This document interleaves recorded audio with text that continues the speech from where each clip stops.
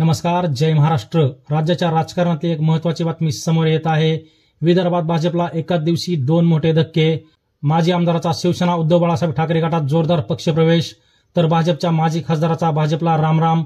काय आहे सविस्तर बातमी आपण पाहू। त्या अगोदर तुम्ही चॅनलवरती नवीन असाल तर अशाच बातम्यांसाठी आताच आपल्या चॅनलला सबस्क्राईब करा। गेल्या काही दिवसापासून उद्धव बाळासाहेब ठाकरे गटात जोरदार पक्षप्रवेश सुरू आहे आणि नुकत्याच पार पडलेल्या लोकसभा निवडणुकीत महाविकास आघाडीने राज्यात दमदार कामगिरी केली आणि भाजपचा गड मानला जाणाऱ्या विदर्भात महाविकास आघाडीने जोरदार ताकद लावत 10 पैकी 7 जागांवरती विजय मिळवला आणि लोकसभेचा निकाल पाहता विदर्भातील वारे फिरले असून भाजपच्या बालेकिल्ल्याला सुरुंग लागलेला आहे।